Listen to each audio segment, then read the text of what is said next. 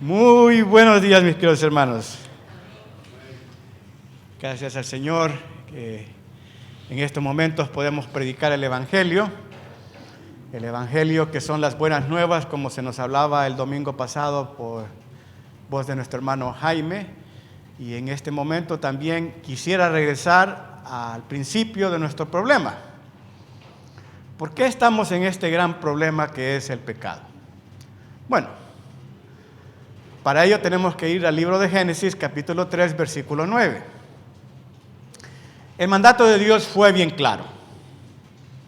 De todo árbol podéis gozar, de todo árbol podéis tocar, pero hay uno que me lo van a dejar tranquilo.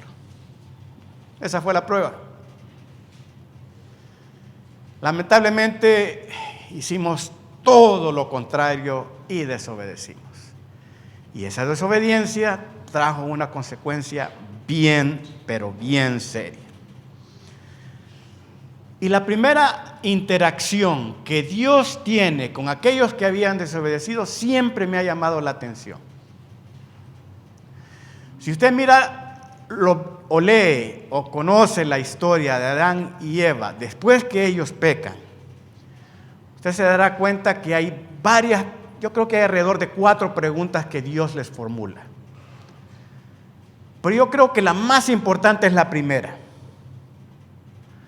Dice así la palabra de Dios en Génesis 3:9. Mas Jehová, Dios, llamó al hombre y le dijo: ¿dónde? ¿Dónde estás? Ahora bien, siempre me ha llamado la atención la forma en la que el Señor formula esta primera pregunta porque es bien esencial. Ahora, ¿por qué nos llama la atención o nos debe de llamar la atención la pregunta ¿dónde estás? Geográficamente, Dios sabía dónde estaba Adán y Eva, ¿no? ¿A dónde estaba geográficamente en esos precisos momentos Adán y Eva? En el jardín del Edén. Dios lo sabía perfectamente. Pero conociendo Dios dónde ellos estaban geográficamente, ¿por qué Dios les formula la pregunta ¿dónde estás tú? ¿Usted se ha puesto a pensar? Si Él sabía perfectamente a dónde estaban, ¿por qué les formula la necesidad de responder su ubicación?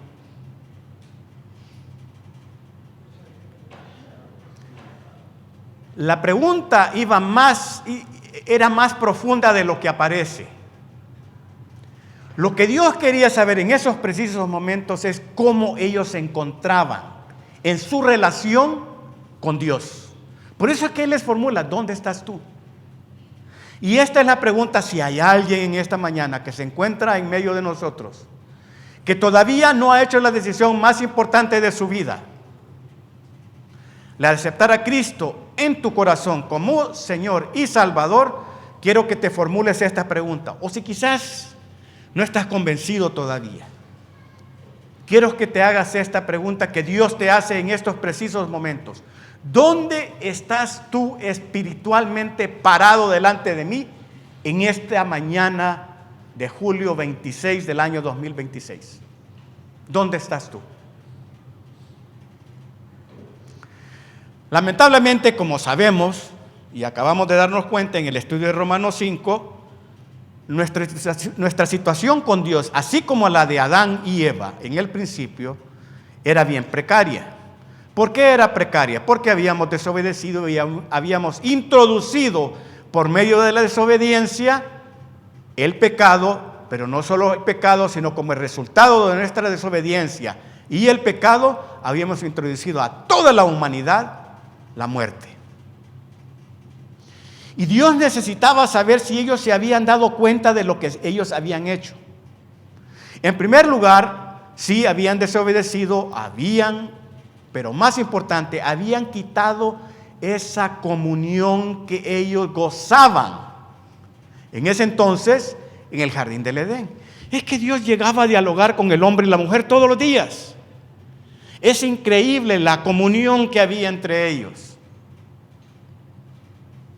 No había obstáculos, no había barreras, no había impedimento alguno que Dios le impidiese tanto a él como a su creación tener una comunión fructífera. No había. Pero cuando se formula esta pregunta, había sucedido algo terrible. Y es que esa comunión, aun a pesar que el hombre todavía no había formulado en su mente eso, él ya había quebrantado totalmente esa comunión con Dios. Dios, sabemos, sabe todas las cosas. Dios sabía perfectamente que ellos iban a pecar. Dios sabía perfectamente que ellos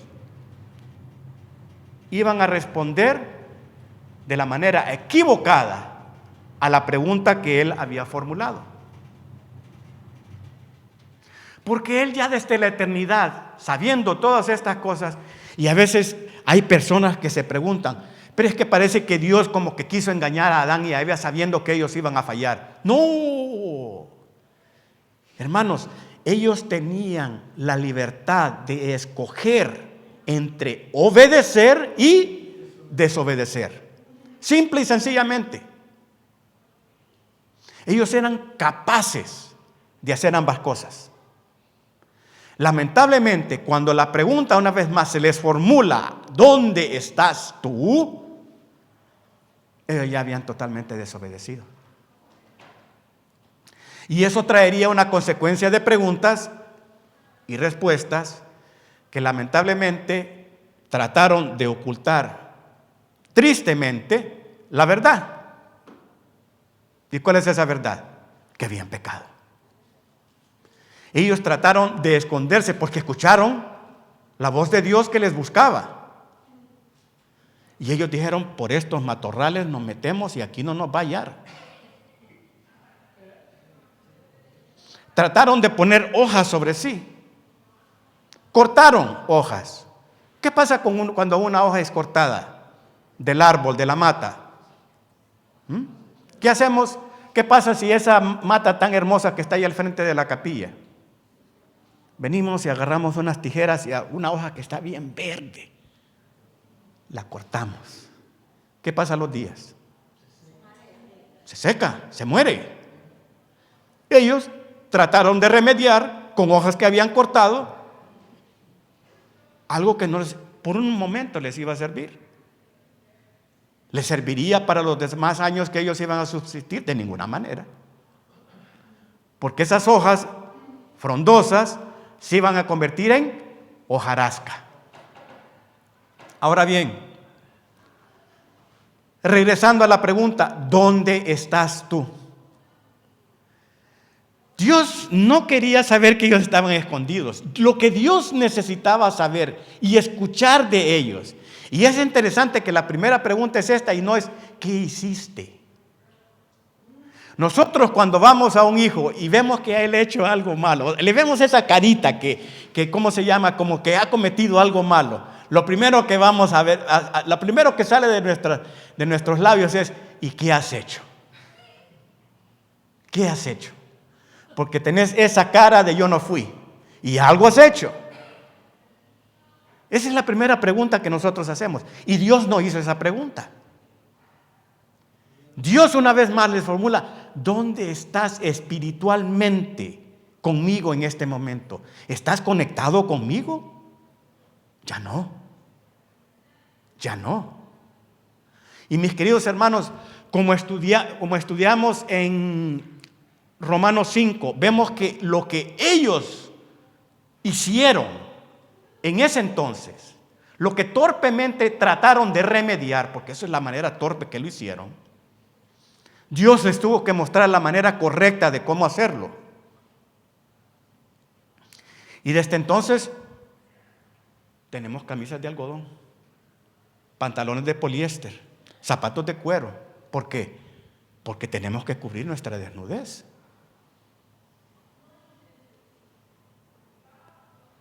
Porque si lo hacemos con hojas, mis queridos hermanos, una vez más, las hojas no nos van a durar.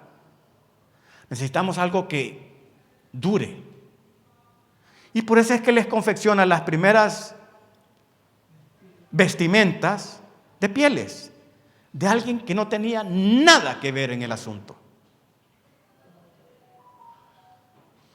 Ahora, ¿qué debo de hacer yo para remediar esta comunión que desde Adán ha sido transmitida a mí? Lo que debes de hacer es arrepentirte. Eso es lo que debes de hacer. Y vamos a leer unos versículos que van a mostrar cómo nosotros podemos arrepentirnos. Joel capítulo 2, versículo 12. Por eso pues, ahora dice Jehová, convertíos a mí con todo vuestro corazón, con ayuno y lloro y lamento. Miren, mis queridos hermanos, cuando nosotros leemos la situación que está pasando la nación de Israel aquí, cuando Joel escribe este versículo, es muy terrible. Y la única manera en que ellos podían remediar esa situación era bien grave. ¿Qué es lo que ellos tenían que hacer? En primer lugar, se tenían que arrepentir, porque eso es lo que la palabra convertir significa también. Con todo su corazón de la mala manera que ellos estaban viviendo. En segundo lugar, Dios pide de ellos que ellos ayunen, que ellos lloren y que ellos hagan lamento. Cuando una persona hace estas tres cosas, cuando una persona hacía estas tres cosas en la antigüedad, ayuno, lloro y lamento. Pero me dirá, lloro y lamento como que es la misma cosa. No. Cuando usted llora, ¿qué es lo que pasa? ¿Qué descarga? Lágrimas, ¿verdad? Lamento es cuando nosotros decimos a voz alta. Y ahí la diferencia. Entonces, ellos tenían que en primer lugar ayunar, abstenerse de todo alimento, llorar, pero no llorar como se dice comúnmente lágrimas de cocodrilo, no, lágrimas de arrepentimiento por lo que ellos habían hecho. Y en último lugar, dar a voz alta, reconocer a voz alta el que ellos habían hecho algo malo que iba en contra de la voluntad de Dios. Ahora, Dios no pide, o no te pide en esta mañana que tú ayunes, que tú llores y que tú lamentes en este preciso momento. No. La salvación es tan fácil. Lo único que se necesita y está enmarcado en 2 letras. Fe. Porque sin fe, como dice Hebreos 11:6, es imposible agradar a Dios. Ahora bien, ¿en qué manera yo voy a agradar a Dios? ¿Dónde estás tú? Señor, soy un pecador y por medio de la fe que yo he creído en ti, que yo he creído en el mensaje de tu Hijo, que es el único medio en el cual yo puedo encontrar salvación, vengo delante de ti, contrito de espíritu, arrepentido de todo lo que he hecho y aceptar la oferta de salvación que tú gratuitamente por medio de la fe me muestras en la gracia que se encuentra en Cristo Jesús.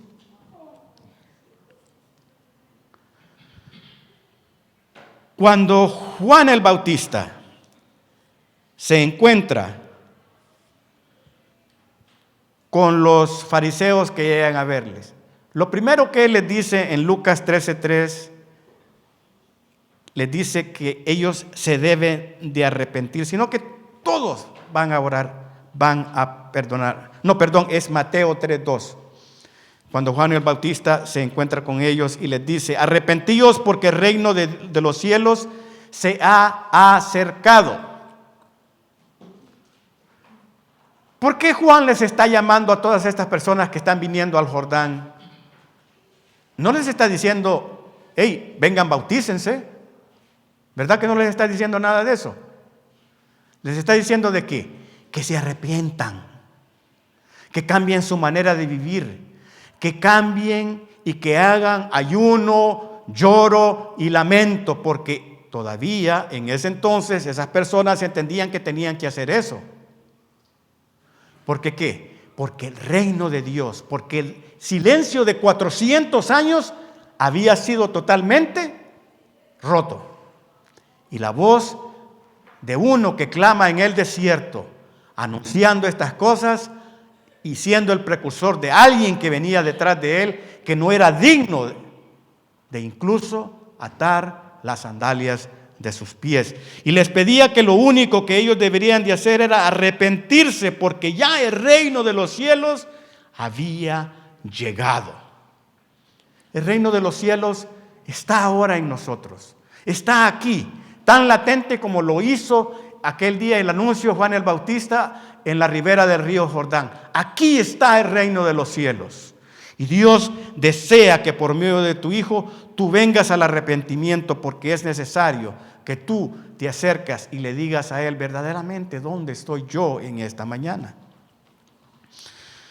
Hechos 3:19 nos dice que así que arrepentíos y convertíos para que sean borrados vuestros pecados, para que venga de la presencia del Señor tiempos de refrigerio.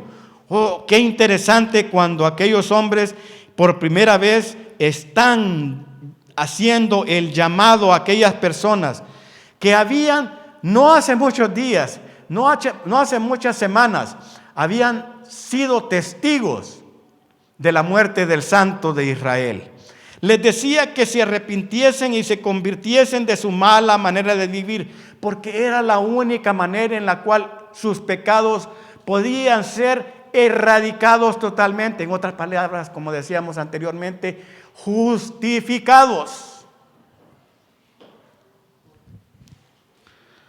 Más adelante en Hechos capítulo 8, versículo 22, se nos dice: arrepiéntete pues de esta tu maldad y ruega a Dios si quizás te sea perdonado el pensamiento de tu corazón. ¿Cuántos pensamientos extraños no vienen a nuestra mente en estos precisos momentos que estamos aquí o que hemos estado en esta mañana? ¿Cuántos de nosotros nos han pensado en cosas extrañas que están totalmente fuera del enfoque en el cual nosotros estamos en este momento? He dejado mi carro parqueado allá atrás y espero que nadie me le haga un daño. He dejado mi carro doble parqueado aquí y espero que no me llamen para moverlo.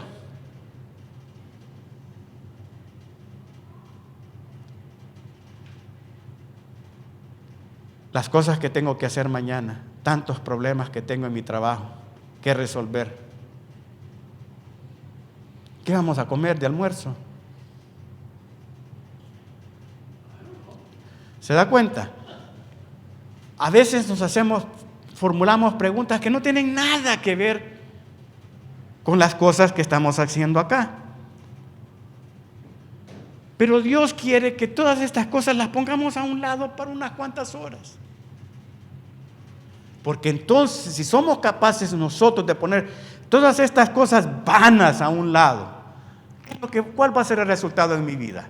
Según lo que acabamos de leer en Hechos 3:19. ¿Vendrán tiempos de qué? Vendrán tiempos buenos, de refrigerios, ¿no? Yo sé que muchos de nosotros nos gusta lo que nos espera aquí dentro de unos cuantos minutos. Y no se preocupe, ya voy a terminar. ¿Por qué nos gusta lo que está aquí a la par? Vamos a conversar, vamos a comernos un pedazo de pan, vamos a tomar café, ¿verdad? Nos vamos a dar cuenta de lo que hicimos durante la semana, qué son los planes que tenemos para esta próxima semana. Si fuimos de vacaciones, vamos a contar lo bueno que nos fue y todas esas cosas. Son tiempos buenos. Pero Dios desea que por un momento dejes esos tiempos y te concentres en lo que está acá.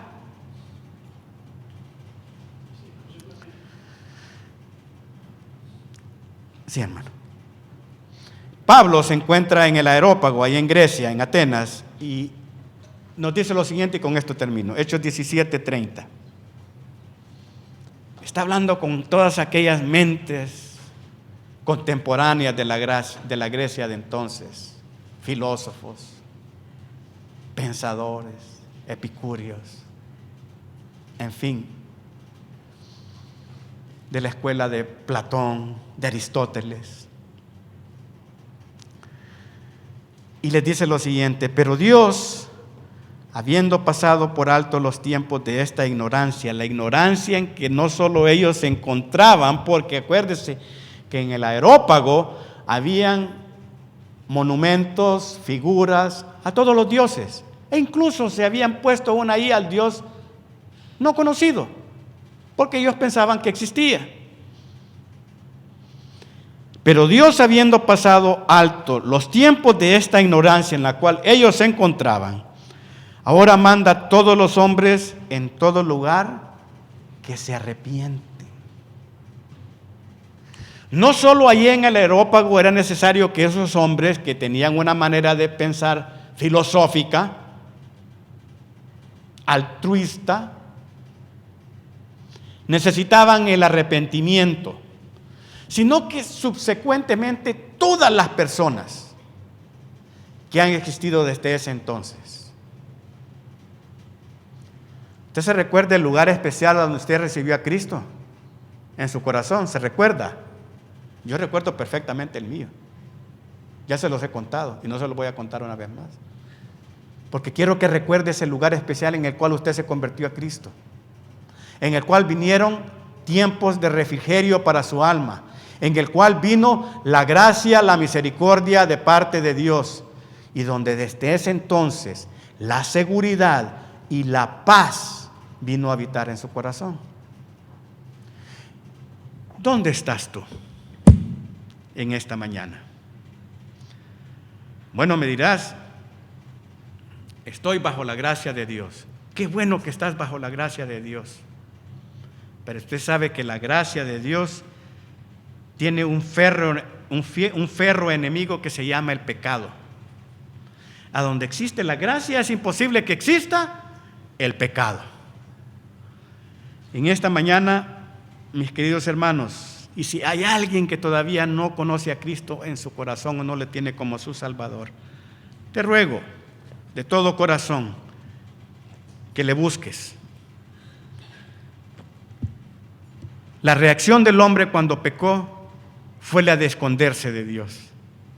Y qué bueno que Dios no se escondió del hombre. Porque si Dios se esconde del hombre, hermanos, ¿en qué problema más tremendo nosotros estuviésemos en este preciso momento? Sí, donde está Dios no puede existir pecado, pero aún a pesar de que el hombre había pecado, Dios fue capaz de ir y buscarlo ahí. Y el hombre siguió pecando, la muerte siguió reinando. Vinieron los profetas, vinieron los diluvios, vinieron las pestes, vinieron los milagros, vinieron las señales, vinieron los reyes, vino el exilio, vinieron más milagros. Pero un día vino la voz de aquel que clamaba en el desierto que se arrepintiesen, que el reino de Dios estaba acá. Cristo viene y Cristo viene pronto. Siempre me pregunto yo, la persona a la cual se le abra la palabra de Dios, la persona a la cual mis hermanos que están allá afuera con un cartel así, con un versículo y dando tratados, los tratados, los libros que obsequiamos con los alimentos que se dieron, las oraciones que formulamos.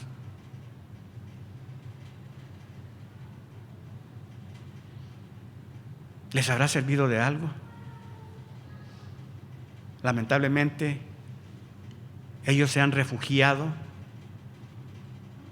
en otras cosas que no les van a traer la salvación. Y ellos, en su ignorancia, se están tratando de esconder, así como estos dos se trataron de esconderse delante de Dios. Se escondieron, se cubrieron, se camuflajearon, como están estos dos ahí en la foto. Pero ¿sabe qué? Dios fue y los buscó y los encontró. Que el Señor te ayude en esta mañana, ya casi tarde, a tomar esta decisión. Y mis queridos hermanos, si no hay nadie aquí en esta mañana que necesite la gracia de Dios, que nosotros seamos siendo embajadores. Y hagamos la pregunta como se le hizo a estos dos allá en el jardín del Edén: ¿dónde estás tú? Que el Señor les bendiga.